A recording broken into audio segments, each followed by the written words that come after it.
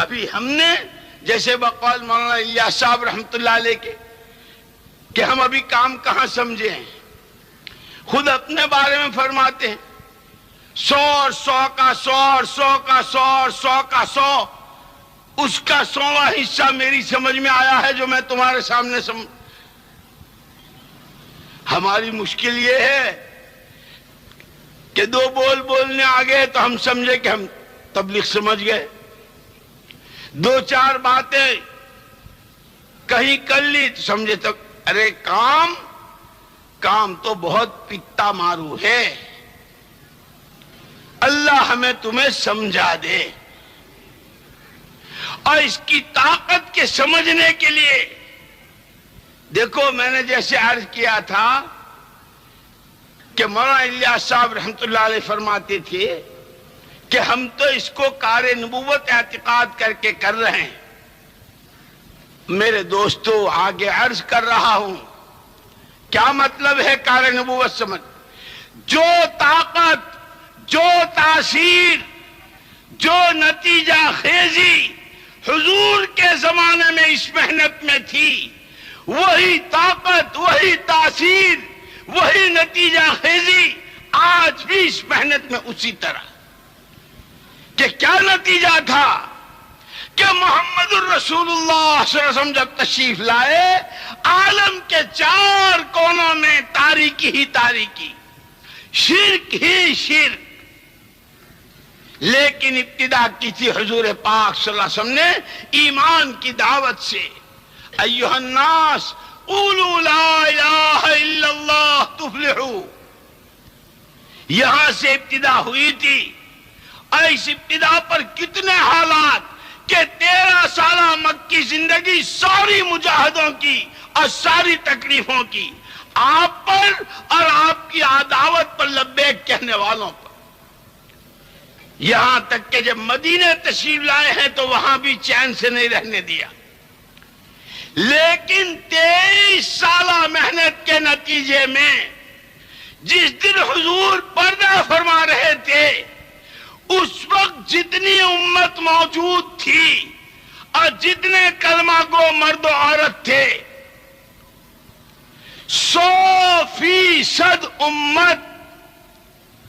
100% دین کے ساتھ اور دین اپنی حقیقت کے ساتھ۔ یہ سب نتیجہ تھا اس محنت کا اور دعوت کا کہ جب دعوت آئی ہے تو پورا دین اپنی حقیقت کے ساتھ پوری امت کے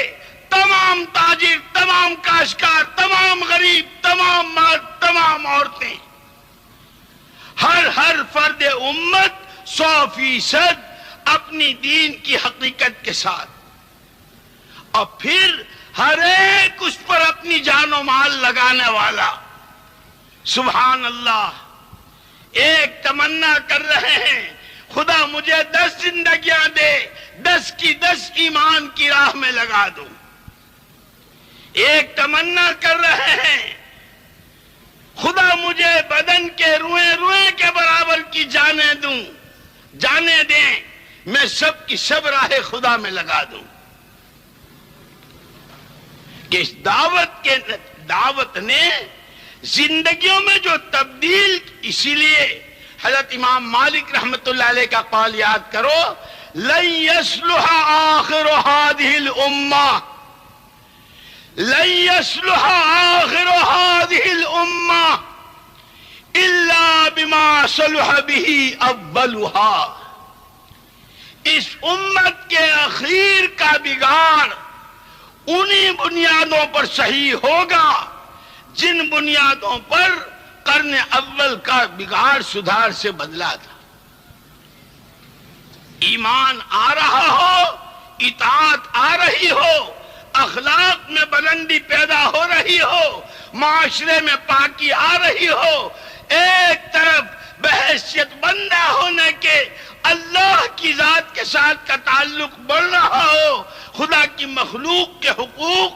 اس کی پہچان اور اس کی ادائیگی کے ذریعے ہر ایک حق والے کا حق ادا ہو رہا ہو۔